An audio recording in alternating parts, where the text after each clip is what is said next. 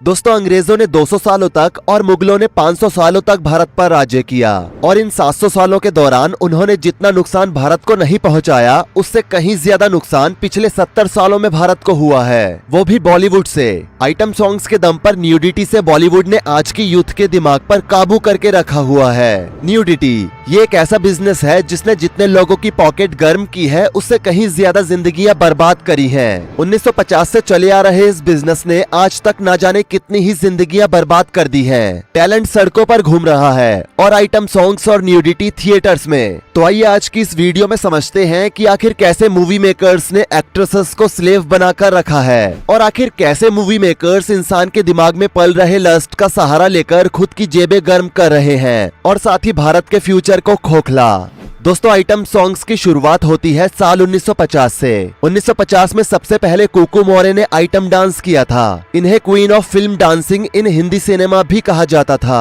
1940s और 1950s के दौर में इनका कोई तोड़ नहीं था। उस समय आने वाली हर दूसरी मूवी में इन्हें आइटम गर्ल के तौर पर कास्ट किया जाता था। अब अगर आपको लग रहा है कि उस समय हर दूसरी मूवी में, मतलब कि उस समय भी आइटम सॉन्ग्स इतने कॉमन थे क्या, तो आपको बता दें कि साल 1949 में कुकू 17 अलग अलग मूवीज के अंदर आइटम डांस करते हुए नजर आई थी। जी हाँ दोस्तों, एक साल में 17 मूवीज। उस दौर में ये आंकड़ा इसलिए भी ज्यादा लगता था क्योंकि उस दौर में इतनी मूवीज ही नहीं बनती थी जितनी की आज। लेकिन दोस्तों, किसी भी फील्ड की सैड रियलिटी यही है कि आपकी जगह जल्द ही कोई और ले लेगा और बॉलीवुड में आइटम सॉन्ग के शुरुआती दौर में भी यही हुआ। कुकू के बाद उनकी जगह ली हेलन एंड रिचर्डसन ने।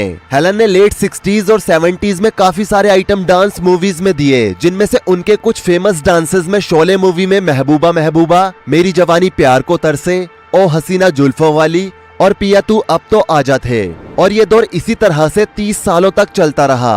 अब प्रोड्यूसर्स भी ये समझ चुके थे कि किसी भी मूवी को हिट करने के लिए उसमें आइटम सॉन्ग और आइटम डांस होना कितना जरूरी है। और फिर आता है 1980s और 90s का टाइम। इस समय तक प्रोड्यूसर्स के पास एक जादू की छड़ी हाथ लग चुकी थी, जिसे घुमाते ही थिएटर्स में लोग और प्रोड्यूसर्स की जेब में पैसा पूरी तरह से खचाखच भर जाते थे। और उस जादू की छड़ी का नाम था विजय लक्ष्मी वदलापति, जिन्हें सिल्क स्मिता के नाम से भी जाना जाता था। अगर आप इन्हें नहीं जानते तो आपको बता दें कि ये वही एक्ट्रेस है जिनकी लाइफ पर द डर्टी पिक्चर बनी थी और इनके ऊपर हमने एक वीडियो भी बना रखी है। इस वीडियो को पूरा देखने के बाद डिस्क्रिप्शन बॉक्स में मौजूद लिंक से आप उस वीडियो को भी देख सकते हैं। सिल्क स्मिता के आने के बाद से तो मानो बॉलीवुड मूवीज में आइटम सॉन्ग्स की झड़ी लग गई हो। उस समय प्रोड्यूसर्स ये समझ चुके थे कि मूवीज कैसी भी हो, बस सिल्क स्मिता का आइटम डांस उस मूवी में डाल देने से मूवी सुपर हिट हो जाएगी। मूवी कैसी भी हो, किसी भी कैटेगरी की ही क्यों ना हो, उसमें सिल्क स्मिता का एक आइटम डांस जरूर होता था। इन सबसे प्रोड्यूसर्स मालामाल हो रहे थे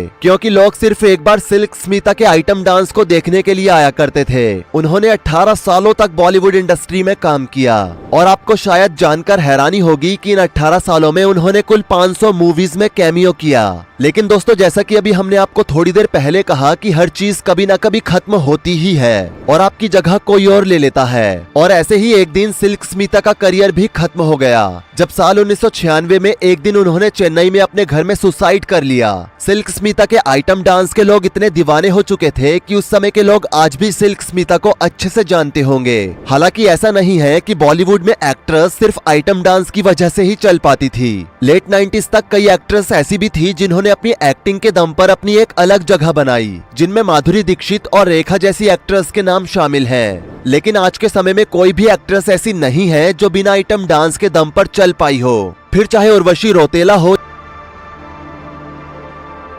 या फिर तमन्ना भाटिया।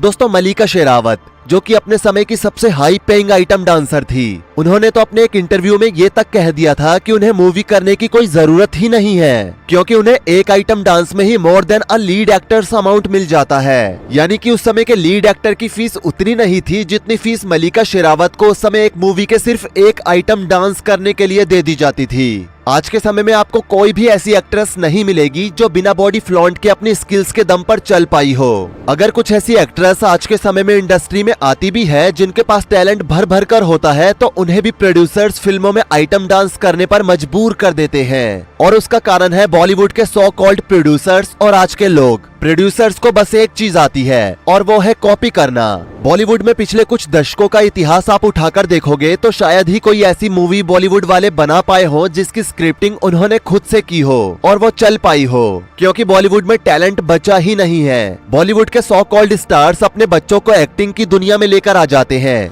जिन्हें एक्टिंग का ए भी ठीक से नहीं आता, और इसी को हम नेपोटिज्म कहते हैं। जिनको कुछ नहीं आता वो एक्ट करते हैं और असली टैलेंट सड़कों पर घूमता है। अब बिना टैलेंट के मूवीज को चला पाना और उन्हें हिट करा पाना बॉलीवुड वालों के लिए एकदम टेढ़ी खीर हो चुका है, और इसी से बचने के लिए बॉलीवुड के प्रोड्यूसर्स आइटम डांस या फिर बोल्ड सीन्स का सहारा लेते हैं। इसमें सबसे बेहतर एग्जांपल है तृप्ति दिमरी का, जिन्होंने लैला मजनू मूवी से डेब्यू किया। उन्होंने अपनी बेहतरीन एक्टिंग स्किल्स के दम पर बॉलीवुड में कदम रखा था, लेकिन उस दौर में ज्यादा सक्सेसफुल ना होने के कारण लोगों ने उन्हें नोटिस नहीं किया। उसके बाद 2020 में बुलबुल और 2022 में काला जैसी मूवीज आई, लेकिन उन्हें वो पहचान नहीं मिल पाई जिसकी उन्हें तलाश थी। अब इतनी बेहतर एक्टिंग करने के बाद भी मूवीज का हिट ना होना उनके लिए किसी बड़ी परेशानी की तरह था, क्योंकि बाकी सभी एक्टर्स बेसिक एक्टिंग के दम पर भी लोगों की काफी अटेंशन ग्रैब कर ले रहे थे। और इसी परेशानी का हल उन्हें मिला साल 2023 में आई मूवी एनिमल से।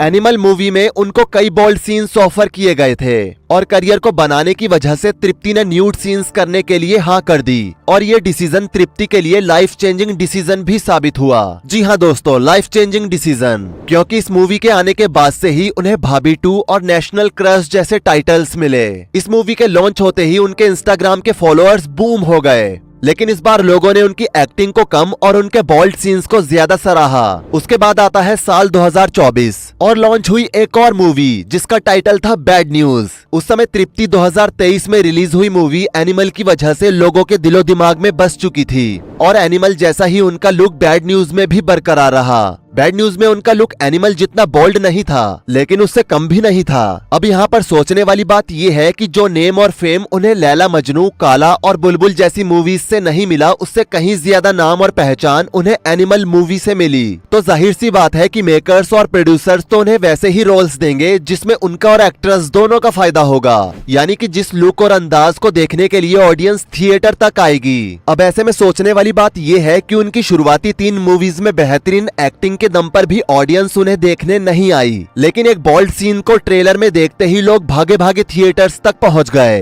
तो ऐसे में जितनी गलती मेकर्स की है उससे कहीं ज्यादा गलती लोगों की है, क्योंकि मेकर्स तो वही करेंगे जिससे उन्हें प्रॉफिट होगा। और ऐसे में कोई भी नई एक्ट्रेस हो, चाहे फिर वो भले ही कितनी भी टैलेंटेड ही क्यों ना हो, अगर उनकी बेहतरीन एक्टिंग को लोग नहीं सराहेंगे तो वो एक्ट्रेस वही करेगी जो कि बाकी सब ने किया। ये बात सिर्फ तृप्ति दिमरी की ही नहीं, बल्कि बॉलीवुड में काम करने वाली हर एक्ट्रेस की है। आज के समय में बहुत ही कम ऐसी एक्ट्रेस आपको देखने को मिलेंगी जो कि अपनी एक्टिंग के दम पर चल पाई हो। और ये बात सिर्फ हम बॉलीवुड इंडस्ट्री की ही नहीं कर रहे, बल्कि साउथ इंडस्ट्री का भी यही हाल है। आज कोई भी नई एक्ट्रेस क्यों ना आए, वो अच्छी एक्टिंग करे और अच्छी मूवीज करे तो उस समय तो किसी का ध्यान उस पर नहीं जाता, लेकिन अगर वो कुछ मिनट्स के एक आइटम सॉन्ग या बोल्ड सीन कर ले तो लोग उसके दीवाने हो जाते हैं। अब ऐसे में मेकर्स तो पैसों में खेलते ही हैं, और जो इन सीन्स को करते हैं वो भी मालामाल हो जाते हैं। कुछ आर्टिकल्स के अकॉर्डिंग प्रियंका चोपड़ा ने राम चाहे लीला चाहे के लिए 6 करोड़ रुपए चार्ज किए थे।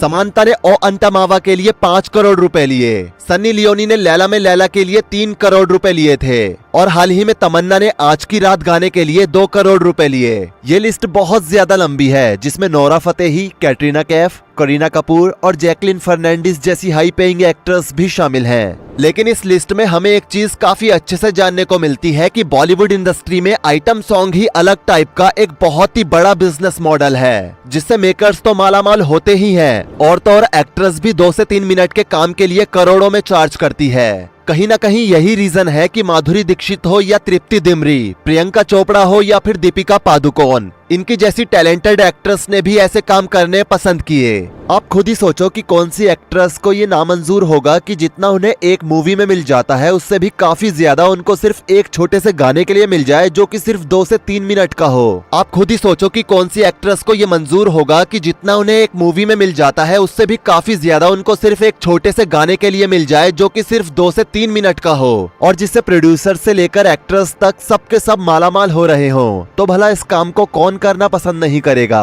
अगर इससे भारत का यूथ बर्बाद हो जाए तो हो जाए, प्रोड्यूसर्स और एक्ट्रेसेस को इससे क्या लेना देना है। लेकिन दोस्तों, ये एक्ट्रेसेस और प्रोड्यूसर्स नहीं जानते कि यूथ ही एक देश का बैकबोन होता है। अगर आपको किसी भी देश को बर्बाद करना है तो आप उस देश की बैकबोन यानी कि उसकी यूथ को बर्बाद कर दो। कुछ सालों बाद वो देश अपने आप ही बर्बाद हो जाएगा। लेकिन अब प्रोड्यूसर्स ने लोगों को इसका चस्का लगवा दिया है। आज के लोग इन सीन्स को देखने के लिए दीवाने हुए पड़े हैं। अगर कोई भी ऐसी मूवी लॉन्च हुई है जिसमें कुछ सीखने को मिले या जिसमें हमारे भारत के बारे में बताया गया हो, तो वो मूवी फ्लॉप हो जाती है। लेकिन अगर कोई ऐसी मूवी लॉन्च होती है जिसमें स्टोरी के नाम पर सिर्फ एहसान किया गया हो और उस मूवी में बोल्ड सीन्स भर कर दिए गए हों और आइटम सॉन्ग्स भी उस मूवी में हों, तो वो मूवी ऑल टाइम ब्लॉकबस्टर हो जाती है, क्योंकि लोग उन्हें बड़ी संख्या में देखने को पहुंचते हैं। ऐसी मूवीज में हालात तो ये तक हो जाते हैं कि मूवीज की प्री बुकिंग होनी शुरू हो जाती है और उस मूवीज की टिकट ही नहीं मिलती और थिएटर्स के बाहर पुलिस को तैनात करना पड़ता है। और ये सब हो रहा है लोगों के दिमाग में पल रहे लस्ट की वजह